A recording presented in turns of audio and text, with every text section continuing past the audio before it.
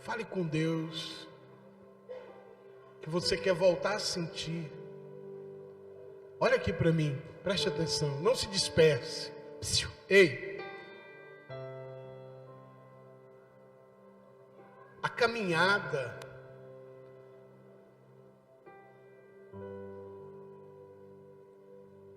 ela sempre faz com que percamos algumas coisas. Quem já mudou várias vezes de casa, de repente você percebe que uma peça de roupa sumiu. De repente você percebe que um determinado objeto seu desapareceu. Porque na caminhada, no percurso, a gente vai perdendo algumas coisas. E você tem que tomar cuidado para que no seu percurso, na sua caminhada com Deus, no Evangelho, você não venha perder o mais importante, que é o Espírito Santo. O meu maior medo é de acordar um dia e não sentir mais a presença do Espírito Santo. Só quem um dia já perdeu essa presença sabe o quanto dói você não mais sentir a presença do Espírito Santo. Queridos, existem certas coisas na Bíblia, existem certos textos que um pregador, que um pastor, que um mestre na palavra, preparado, estudado, ele vai conseguir te ensinar, ele vai conseguir passar.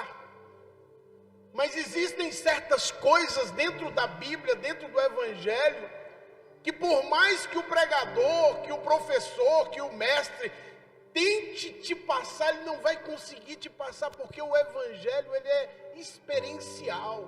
Você tem que experimentar o Espírito Santo para você saber como que é a presença do Espírito Santo.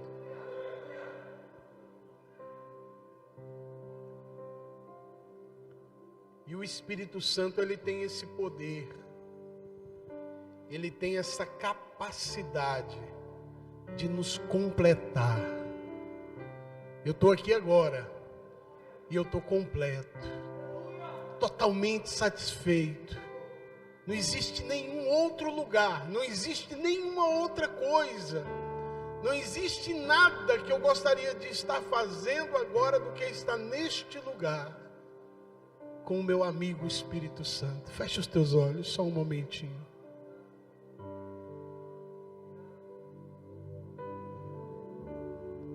Sinta a presença dele te tocando.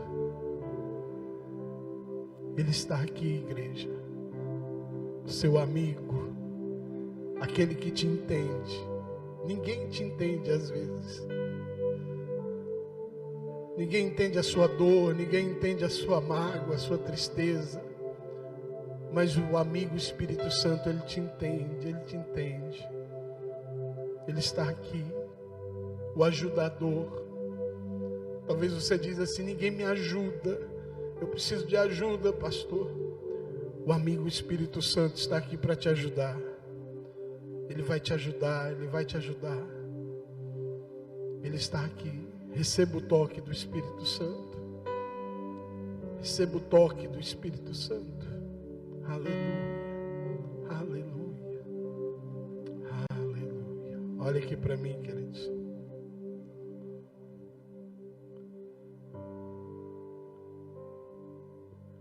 Você que trouxe sua Bíblia, abra ela no livro de 1 Reis, capítulo 18.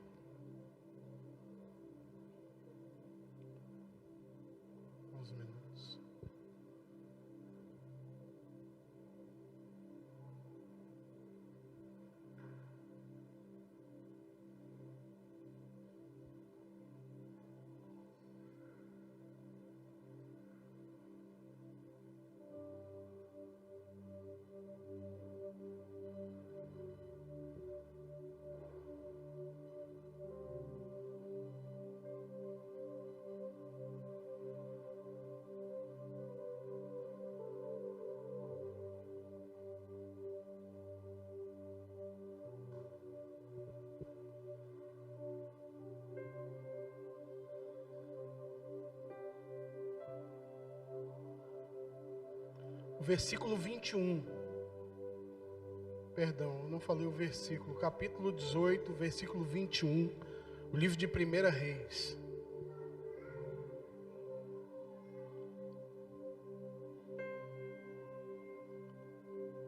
Então Elias se achegou ao povo e disse: até quando cocheareis entre dois pensamentos? Se o Senhor é Deus, segui-o. Se Baal, segui-o. Porém o povo nada lhe respondeu. Olha aqui para mim, preste atenção.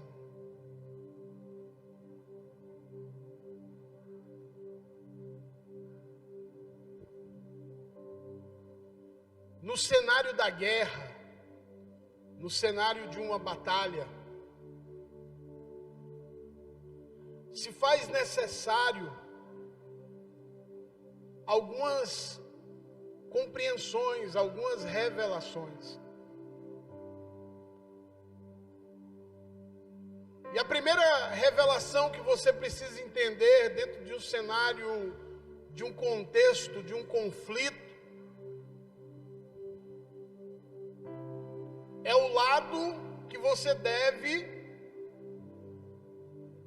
estar. Dentro de uma guerra, dentro de um conflito, se existe a possibilidade de você escolher um lado, você tem que assim o fazer e escolher um lado. A guerra, ela tem a capacidade de trazer algumas revelações. Ela revela quem de fato é cada pessoa dentro do contexto. A guerra, ela revela quem são os covardes. Uma batalha, um conflito, revela quem são os misericordiosos. Dentro de uma batalha, dentro de um conflito, fica revelado quem são os corajosos. Mas dentro de uma batalha, dentro de um conflito, também fica revelado quem são os indecisos. Quem são os que ficam em cima do muro. O capítulo 18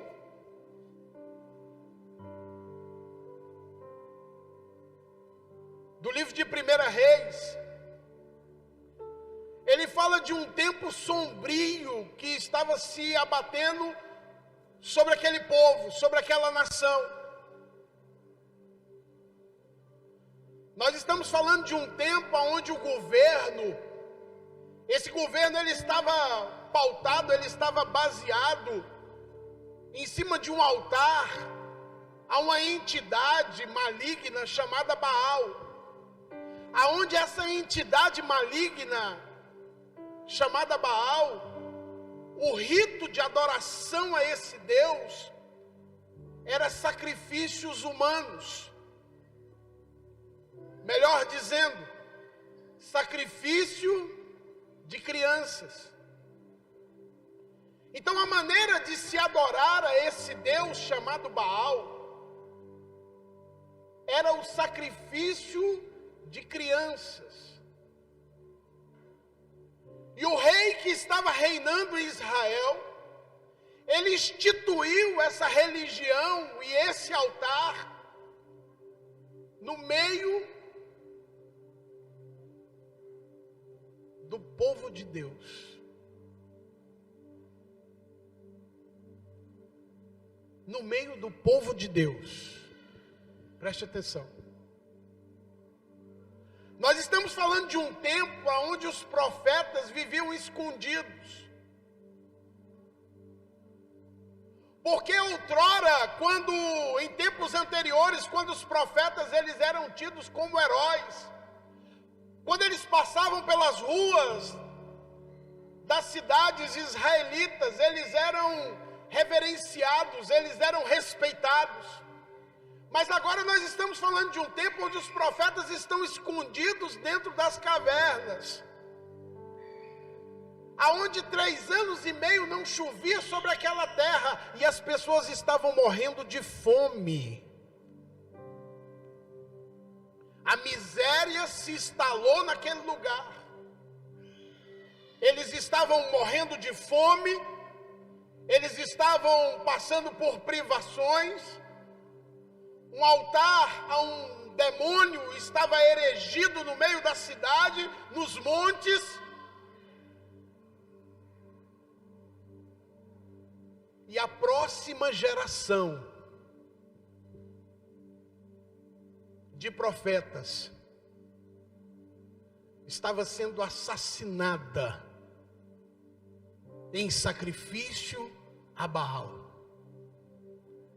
Eu não consigo enxergar um tempo mais tenebroso para o povo de Israel, porque eles estavam matando aquilo que há de mais precioso, eles estavam matando a próxima geração. Quantos Elias foram sacrificados ali? Quantos Eliseus? Quantos homens de Deus não exerceram o seu ministério, porque ainda criança, o diabo ceifou a sua vida.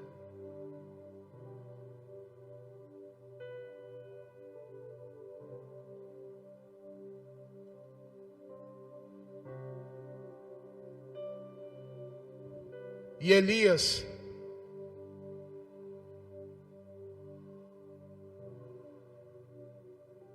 ele é enviado por Deus para trazer naquele dia um posicionamento do povo de Deus. O texto que nós lemos, ele diz assim: até quando? Até quando cocheareis entre dois pensamentos? Até quando vocês vão ficar em cima do muro? Até quando vocês vão ficar em cima do muro? Até quando vocês vão aceitar o diabo está queimando as nossas crianças nos montes? Até quando vocês vão aceitar o diabo está tripudiando lá no palácio, aonde era para ter um rei cheio do Espírito Santo? Tem um rei cheio de demônios sentados lá naquele trono. Até quando vocês não vão se posicionar como crentes e falar assim: nós não aceitamos sacrifício a Baal, porque esse lugar é de Deus, porque essa casa é de Deus, porque nós somos de Deus e nós não aceitamos? Até quando? Mas a Bíblia diz que o povo nada falou.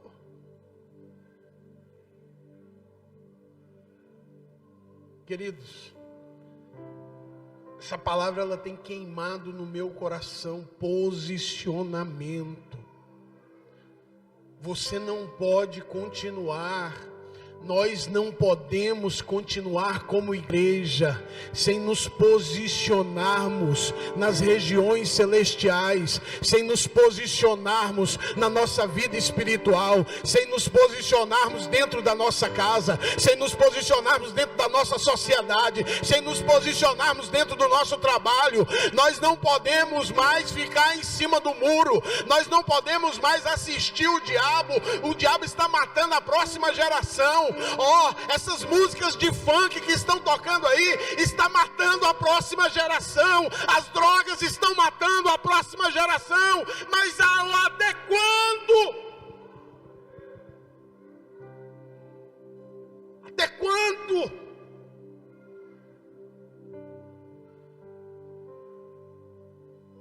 Eu estava vendo um dado, uma pesquisa do ano passado, que diante de tudo que aconteceu, no início do mês de dezembro, já tinha morrido mais jovens assassinados do que no ano de 2019. Ou seja, no ano de 2020, morreu mais jovens assassinados. Não é pandemia não, é droga. é crime do que no ano de 2019.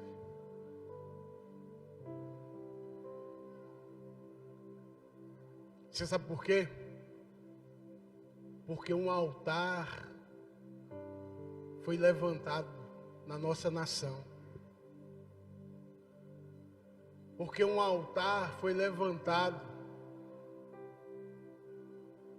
Porque um altar de adoração ao pecado está sendo levantado dentro de muitas casas. O altar da pornografia, o altar da mentira, o altar do adultério, o altar da prostituição. E é por isso que o diabo ele ganha o direito legal de matar a próxima geração. É por isso que o diabo ganha o direito legal de destruir a próxima geração. Israel está vivendo um tempo, e o tempo que Israel está vivendo é tão tenebroso, é tão triste. O tempo que Israel está vivendo é um tempo tão caótico, porque o povo não se posiciona como o povo de Deus. Nós não estamos falando aqui de pessoas que não conhecem a Deus, nós estamos falando aqui de pessoas que foram ensinadas desde a infância sobre quem é Deus, sobre como Ele é, sobre como Ele faz, sobre o Salvador que viria. Nós estamos falando aqui de uma nação toda que conhece a Deus, mas que não se posiciona. Olha aqui para mim. Não basta conhecer a Deus, você tem que se posicionar diante dEle. Os altares estão erigidos.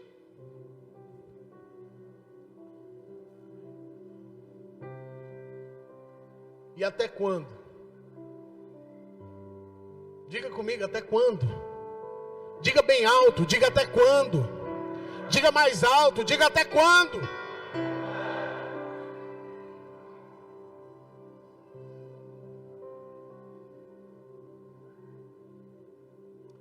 Elias, ele lança um desafio.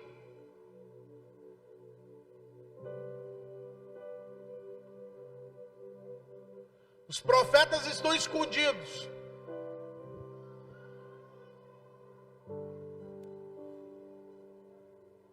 E ele lança um desafio. Ele falou: só tem eu aqui de profeta.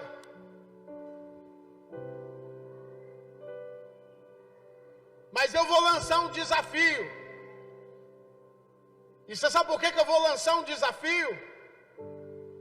Porque eu me posicionei em Deus. Querido, o dia que você souber quem você é em Deus, você não vai ter mais medo do diabo, você não vai mais ter medo de pandemia, você não vai mais ter medo da miséria, do desemprego, você não vai temer mais nada, porque quando você sabe quem você é em Deus, você sabe que você já está com a vitória garantida e que Deus está no controle de tudo.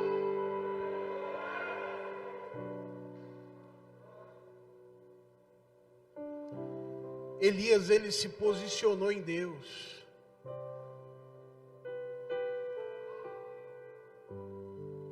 Seu lugar, a sua posição é em Deus. O seu lugar não é na frente da televisão, ouvindo os profetas do caos. O seu lugar não é na frente da Netflix, fazendo maratona de série. O seu lugar é a porta do seu quarto fechada. Querido, é você de joelho, é os céus abertos sobre a sua casa. O seu lugar é levantando um altar a Deus lá dentro da sua casa, dentro da sua família. Esse é o lugar que você tem que se posicionar em Deus. Veio a pandemia, veio tudo isso acontecendo, pessoas que perderam os seus entes queridos, mas tem gente que ainda não se posicionou. Até quando? Até quando você vai ver o diabo destruindo a sua casa e você não vai desligar aquela televisão e entrar para dentro do seu quarto e fechar a porta e falar: eu vou voltar para o lugar secreto? Elias, ele se posicionava em Deus. Elias, ele tinha uma posição em Deus. Elias falou: aqui é o meu lugar e daqui eu não saio. Quem tem posicionamento tem certeza. Quem está posicionado em Deus, ele tem garantia. Quem está posicionado em